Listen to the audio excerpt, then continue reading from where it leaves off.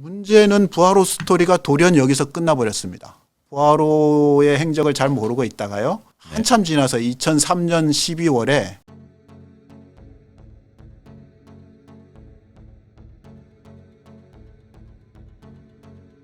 안녕하세요 여러분, 저는 43만 과학 유튜버 안될과학 크리에이터 약입니다. 반갑습니다. 짝짝짝짝. 오늘 어떤 자리냐, 다시 돌아온 국립중앙과학관 국가과학유산 강연회 시간이죠. 오늘 특별히 중요 과학기술 자료의 과학기술인이신 공군박물관 강창부 관장님을 모시고 얘기를 나눠볼 텐데, 먼저 국가 중요 과학기술 자료에 대해서 알아볼 필요가 있겠죠. 국가 중요 과학기술 자료란 우리나라의 찬란한 과학기술 역사가 빠르게 성장하는 과정에서 만들어진 과학기술의 성과와 의미가 담긴 자료들이 있습니다. 이 자료들은 우리나라 과학기술의 장기적인 발전에 도움이 되겠죠. 그래서 이 자료들이 담긴 가치가 퇴색되지 않도록 보존하고 널리 알리는 것이 국가가 해야 할 중요한 일입니다. 이에 따라 국가 중요 과학기술 자료를 등록하는 제도가 있는데요. 이 제도는 과학기술에 관한 역사적 가치와 교육적 가치를 지닌 자료들을 등록해서 보존, 관리, 활용함으로써 우리나라를 이끌어 나갈 다음 세대에게 이 가치를 전승하는 제도입니다. 오늘은 어떤 자료냐? 굉장히 재밌는 자료입니다. 국가 중요 과학기술 자료, 국가과학유산으로 등록된 국산 1호 항공기 부하를 과학기술인 강창부 관장님을 모시고 소개를 드리도록 하겠습니다. 강창부 관장님, 안녕하세요. 안녕하세요. 반갑습니다. 반갑습니다. 공군박물관 관장 강창부입니다. 반갑습니다, 관장님. 오늘 국산 1호 항공기 부활 소개해 주실 거잖아요. 네네네. 많은 분들에게 이 1호 항공기 굉장히 의미가 있는데 좀 생소할 것 같기는 해요. 네네. 네, 그런 의미에서 오늘 강연 좀 기대해 보도록 하겠습니다. 그러면은 관장님 강연 부탁드리겠습니다. 네, 오늘 말씀드린 내용이 이제 부하로의 역사적인 스토리나 또 역사적인 가치에 집중해서 또 말씀을 드릴 수밖에 없다는 거 양해를 부탁드리고요. 본격적으로 좀 말씀을 시작해 보도록 하겠습니다. 네. 여러분들 잘 아시다시피 지난 4월달에 KF-21 시제 출고식이 있었습니다. KF-21은 최초의 국산 전투기입니다. 2026년부터 32년까지 총 120대를 공군에서 실전 활용할 계획이고요. 마하 1.8까지 가고요. 최첨단 전자장비나 무장을 갖출 예정이고, KF-21 보라매를 생산을 하면서 우리나라가 자체적으로 전투기를 생산하는 데 있어서 세계 13번째가 됐고요. 특히 초음속 첨단 전투기를 개발하는 데에는 세계 8번째라는 쾌거를 이룩했습니다. 근데 이 KF-21 보라매 생산이 어느 날 갑자기 이루어진 건 아니고요. 지금 보시는 바와 같이 제일 밑에 보는 게 KT-1이거든요. 훈련기를 먼저 개발을 했고요. 중간에 있는 게 이제 T-50입니다. 여러분들 블랙 이글스 보신 분들이 많이 계실 거예요. 네. 블랙 이글스가 지금 운영하고 있는 게 이제 T-50 국산 초음속 항공기입니다. 그래서 훈련기, 초음속 항공기, 그 다음에 더 발전해서 오늘날의 KF-21 초음속 전투기까지 개발이 된 거죠. 그런데 사실은 이런 과정에서 국산 항공기 개발에 있어서 원조라고 얘기할 수 있는 게 바로 여러분들 보시는 바와 같이 부하로입니다. 저 흑백으로 되어 있는 사진은 1954년도 당시의 사진이고, 밑에 있는 거는 이제 복원되어 있는 항공기거든요. 부하로는 문화재청으로부터 국가등록문화재 제411호로 지정되어서 관리를 하고 있고요. 또 국가중요과학기술자료로도 지금 지정이 되어서 별도의 관리를 하고 있습니다. 부하로에 대해서 얘기를 하려면은 우리 대한민국 공군의 초창기 그리고 6.25 전쟁기부터 얘기를 하지 않을 수가 없습니다. 6.25 전쟁이 발발했을 때 우리 공군은 어땠을까요? 보신 것처럼 22대밖에 갖고 있지 않았습니다. 진짜 10배 차이 나네요. 숫자도 문제지만 사실은 항공기의 구성이 문제죠. L은 이제 연락기라는 뜻이고요. T는 훈련기입니다. 보시면 전투기도 없고요. 대지공격기도 없죠. 저희가 갖고 있었던 건 이제 훈련기하고 연락기밖에 없었고요. 반면에 북한 공군은 저희의 10배의 항공기를 갖고 있었는데 그 안에는 다수의 전투기와 대지공격기까지 포함하고 있었습니다. L4 같은 경우는 최대 속도가 137, 정말 열악했죠. L5가 최고 속도가 200이니까 T6가 가장 우리가 갖고 있었던 최첨단 항공기였는데 원래는 기총도 장착할 수가 있었지만 실제로 우리 6.25 전쟁을 맞았을 때 우리는 무장을 하지는 않은 상태였어요. 도저히 전쟁을 할 수 없는 그런 상황이었습니다. 50년 12월 달에도 19대만 가지고 있었고요. 전쟁이 시작돼서 1년 지났을 때도 46대 정도밖에 가지고 있지 않았습니다. 국가가 절체절명의 위기에 있었기 때문에 또 어려움을 가중시켰던 게 항공기 사고가 중간에 많이 발생했어요. 그래서 계속해서 항공기의 수급 문제는 심각한 문제였습니다. 그래서 이 문제를 해결하기 위해서 공군에서 여러 가지로 노력을 했죠. 가장 눈물겨운 스토리는 여러분들 보시는 바와 같이 1951년도에 공군 일지에 보면 이런 기록이 있습니다.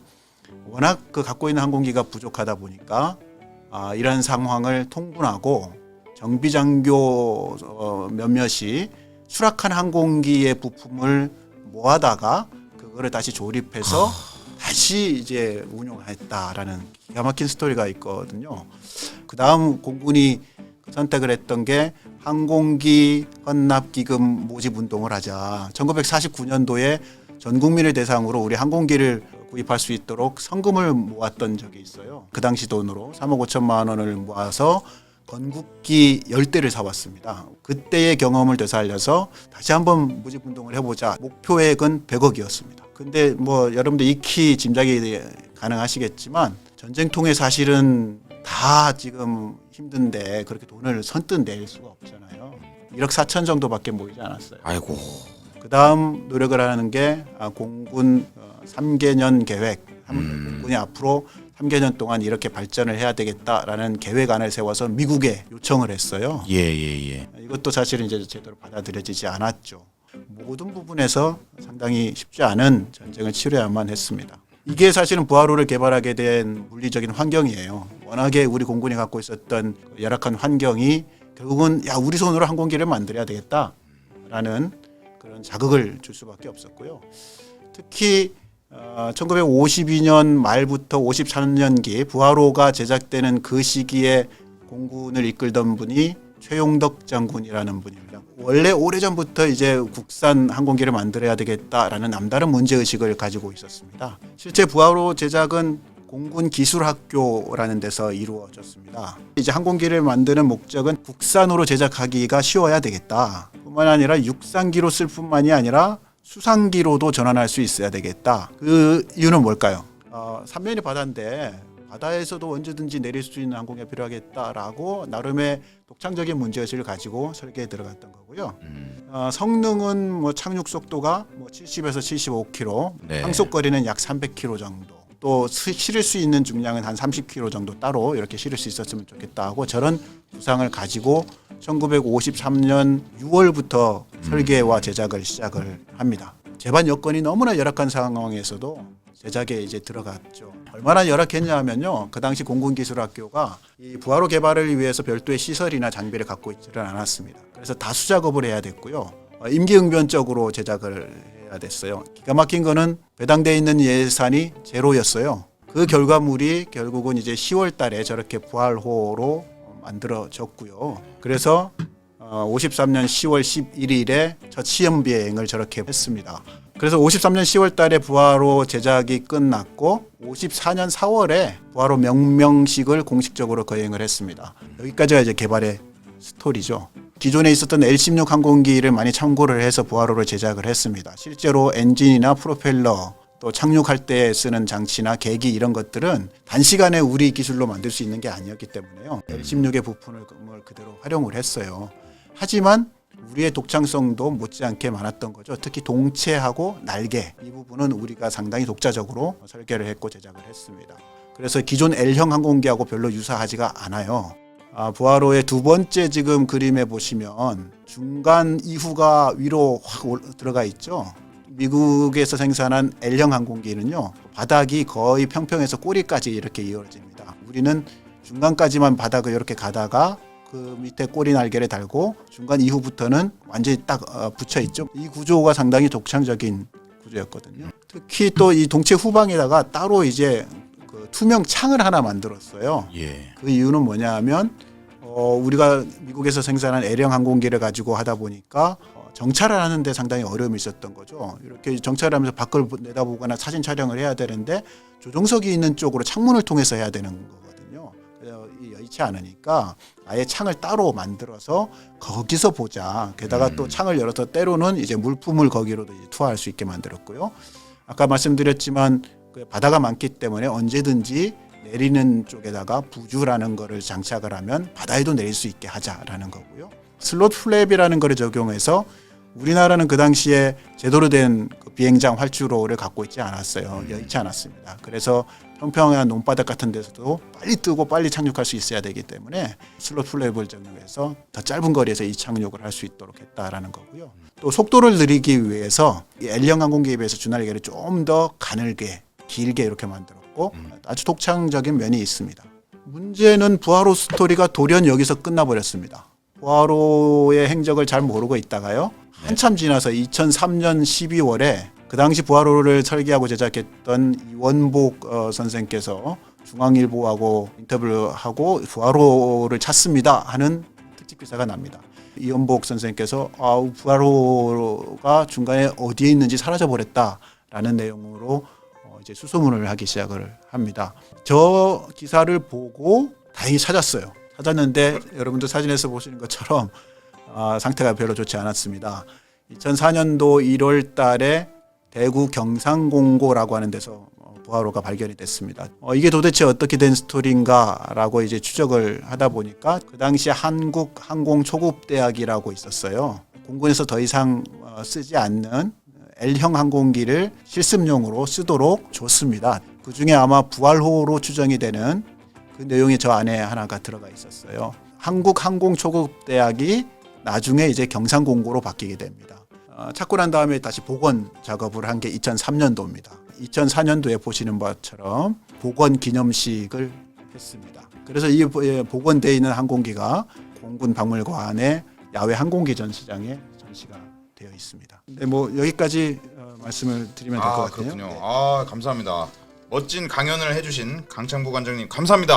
오늘 되게 재밌게 유익한 강연 많이 들어가지고 질문들이 많이 생기는 것 같아요. 국산 1호 항공기 부활은 보존이 어떻게 이루어지고 있나요? 보존은 앞에서 보여드렸지만 문화재청에서 부활호의 역사적인 가치를 인정을 해서 국가 등록문화재로 2008년도에 지정을 했어요. 예. 게다가 이제 국가 중요과학기술 자료로도 지정이 되어 있기 때문에 네. 각별히 이제 국가급의 그 문화재로서 잘 관리를 하려고 별도의 경납고에다가 보관을 하고 있습니다.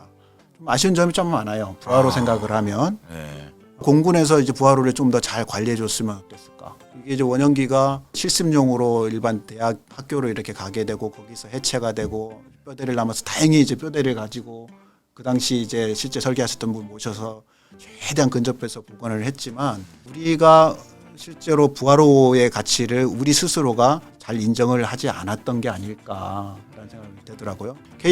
KF-21이 지금 곧 이제 공군에 전력화될 텐데 KF-21의 진짜 원조격으로서 원형기의 부활호가 우리 공군 박물관에 전시가 되어 있다면 얼마나 의미가 있었을까. 그러게요. 아쉬움이 예. 복원된 부활호는 몇 킬로미터 정도 날 수 있나요? 비행을 안 해봤어요. 예. 지상 활주를 했기 때문에. 그렇죠. 공군 박물관에서 부활호 특별전도 하고 있다고 했는데 지금 일반인 관람 가능한가요? 지금 부활호 KF-21로 부활하다라는 제목으로 특별 전시회를 하고 있습니다. 공군 박물관이 공군사관학교 안에 있어요. 네. 공군사관학교다 보니까 아무래도 군사시설이고요. 군에서는 지금 이제 코로나 관련돼서 4단계를 적용을 하고 있습니다. 그래서 외부 관람하시는 거는 지금 현재로서는 금지되어 있는 상황이고요.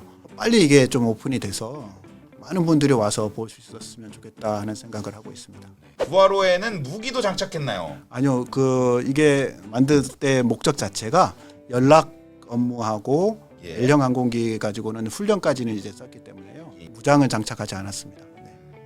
여러분 좀 이렇게 궁금증이 좀 풀리셨는지 모르겠습니다. 오늘 정말 유익하고 재밌는 강연회 된 것 같습니다. 네, 너무 고생하신 관장님께 박수 한번 주시죠. 감사합니다. 짝짝짝. 오늘 너무 재밌게 들었고요. 이번 국립중앙과학관 국가중요과학기술자료 초청 강연회는 여기서 이제 마무리를 하겠습니다.